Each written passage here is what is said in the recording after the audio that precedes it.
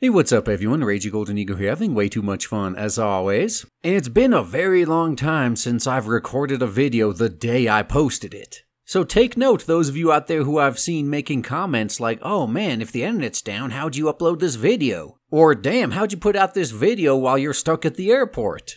Well, the thing is, YouTube has this nice feature that allows you to upload videos in advance and schedule them for future release. I take advantage of that all the time. As I just said, other than my streams anyway, this is the first time in months I've actually recorded a video the day it went up. Why am I not like a week ahead as I usually am? Well, that's what we're about to talk about. My family and some other people seem to not understand why I hate traveling so much. Hopefully this will explain a little bit of that to you, and for the record, this is going to be a completely unscripted rant. It'll be edited, of course, but completely unscripted, very ranty. If that's the stuff you like, good for you. If you're not here for that, then feel free to turn it off now. But anyway, a little bit of backstory first. As I've mentioned a few times already, my dad was in the army when I was growing up, and we moved like every 2 years. I got fed up with traveling before I was even in freaking middle school. Every 2-ish years, I finally get established again, I finally get some friends again, and I'm like, oh, this is great, my life's normal again.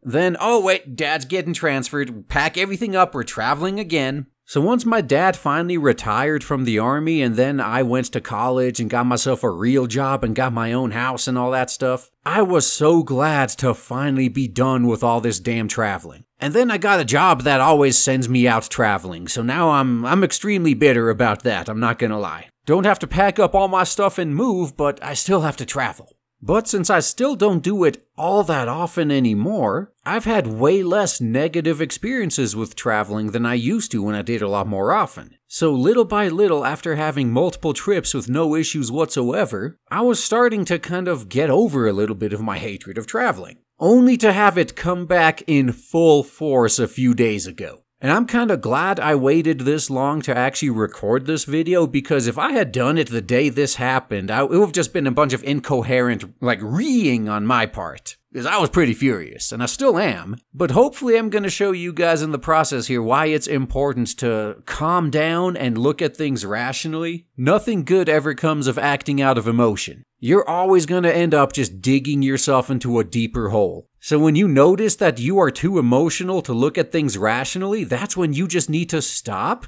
go away for a little while, calm down, and then come back to what you were doing. So despite the fact that this completely killed my video upload schedule, on my end anyway, you guys shouldn't notice any difference, it had to be done. And funny enough, this entire story arranges itself perfectly. Because the first part, telling what actually happened, is conveniently also the part that I can say up front, this isn't what really pissed me off. So either way, long story short, after sleep depriving myself to cram for a certification exam that I took that day, and passed mind you, so at least that went well, I got to the airport at 3 o'clock in the afternoon, and had hours to kill before my flight actually left. But that, other than the wasted time, it didn't go that bad. The flight was on time, it was all smooth. Then I made it to my connecting flight, which was supposed to fly out at 10 o'clock at night. Then they delayed it to 11, then they delayed it to 12, then they delayed it to 1 in the morning, then they canceled it. Now what happened here is the plane we were supposed to fly out on was actually stuck in another city because of bad weather, and then they finally eventually got the plane in, but by that point the flight crew that was supposed to be on that plane pretty much called in fatigued. So they had to cancel the whole flight at 1 in the morning. And as pissed as I was at this situation, I am not going to place any blame on the airline for this. In fact, they made the correct decision. I would much rather just not fly at all than fly with a half-asleep pilot and just end up dead halfway. So I am not mad at the airline for canceling the flight. It's actually what comes next that had me living up to my name and doing all sorts of raging. What really got me in this situation was the complete lack of support or information of any kind after the cancellation happened. Cause hey, never mind I'm in a large international airport at the time. Turns out everyone pretty much goes home at 10 o'clock. So they pretty much just say, oh yeah, your flight's canceled, you can call this number to rebook and all that. But you guys are on your own. All the support staff who'd normally be around to hook you up with a hotel or anything like that, no, they're all gone. So screw you, you're on your own, bye-bye. That's pretty much what they did. So I'm sitting there in the middle of the night at an airport at the time where I should have already been at my destination, mind you, frantically trying to find a new flight and to work out what the hell I'm gonna do the next day. Cause it was supposed to be a work day for me. We're gonna get to that later though. But here's where it gets even funnier. I was able to get into contact with the airline and they said, oh yeah, we're just gonna reschedule your flight. Then a little tap, tap, tap. I heard a little typing in the background and then, oh, we're sorry. The next flight to the city you were going to is in like 2 days. And at that point, I just said, oh no, fuck this shit. And this is where I have to admit some fault. I was furious at this point, so I was cursing my ass off. Now, luckily, I wasn't cursing at the person on the phone,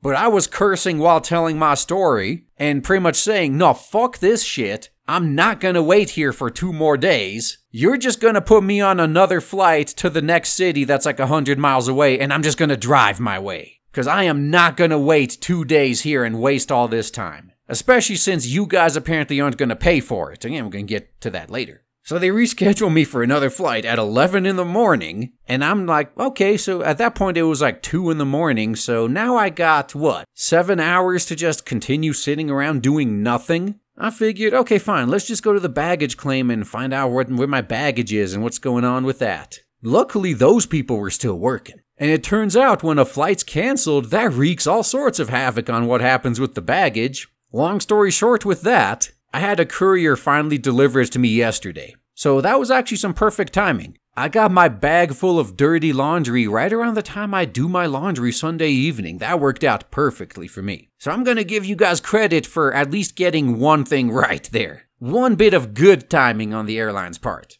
Though I am still kind of annoyed that after I ended up finally getting home, I actually had to stop by the Walmart first after not sleeping at all that night and only 3 hours the night before, so I can actually buy some basic necessities and do things like brush my teeth and shave. Well, now I got some extras, so I won't have to do that later. But yeah, back to waiting in the airport all morning. I fired off a whole bunch of angry tweets because, yeah, I was furious. And then I had plenty of time to just sit there and cool down because I had no one to talk to anyway. Like I said, everyone went home. No one around to give me any sort of information or to help me out, nothing. The only people I was able to talk to pretty much just said, oh, there's nothing I can do. And this is what really annoys me the most here. Even if they ultimately decided, oh, since it was the weather, it was circumstances outside of our control, we're not going to pay for a hotel or nothing, but let's use the pull we have in the area to maybe get you a good rate on a room and get you over there. Like something like that. Any sort of help at all would have been nice. But again, everyone already went home for the night, so they just said, yeah, screw you guys, you're on your own. The only thing we're gonna do is reschedule your flight for you after we kept you on hold for 45 minutes. Oh, and since this is a rant anyway, perfect time for a tangent here. I absolutely can't fucking stand it when you're waiting on hold, and every minute on the dot they interrupt your hold music with some pre-recorded message saying something like, oh, we're sorry, your call is very important to us, thanks for waiting, and something along those lines. We only need to hear that once, okay? Cut it out. Because the first 5 times I was actually hopeful, like, oh my god, someone finally answered the phone.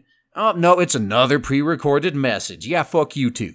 So please, for the love of God, all you companies that do that, cut it out. I don't need to hear a message telling me that I'm still on hold when I can clearly hear the hold music, alright? All it's doing is pissing me off because I think, oh, someone finally answered. Oh no, it's another message. Unless you're doing this on purpose just to troll people, in which case, well done, cut it out. So either way, I had a lot of time until the employees showed back up at the airport so I could get checked in on my next flight to cool down. And when I did, that's pretty much when I found out, oh, they weren't going to cover anything or pay for anything. But luckily, I was persistent enough that they were somehow magically able to find another free seat on a flight that left 4 hours earlier. So I got to leave at 7 instead of 11. That was great. Why they didn't notice that seat was free the first time I was rescheduled, I don't know. It's not like it was a nice one. It was literally the worst seat on the plane, all the way in the back, so when the plane finally landed, I had to wait half an hour for everyone to slowly shuffle their way out while I had to take a dump like you wouldn't believe.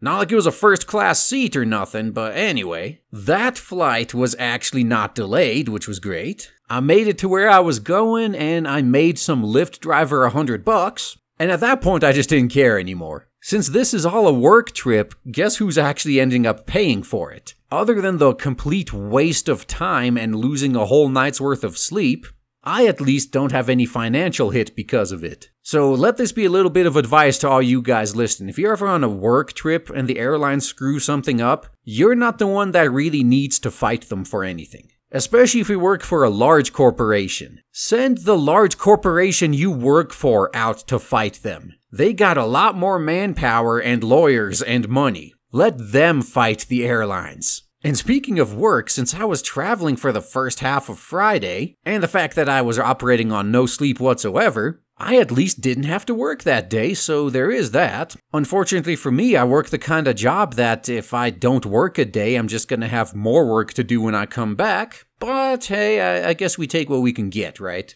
Either way, I just looked at the time. This rant's been going on way more than enough. If any of you are still here listening to this, then I applaud you for your masochism. But I'm definitely going to leave this up here to direct to anybody else whenever they ask why I hate traveling so much. The fact is, there's very, very, very few things that I want to see or do or experience that's worth the headache of traveling to me. Even if it all goes well, it's still a colossal waste of time to me. But then you add in shit like the story I just told you, and hopefully you can understand why I'm not a fan.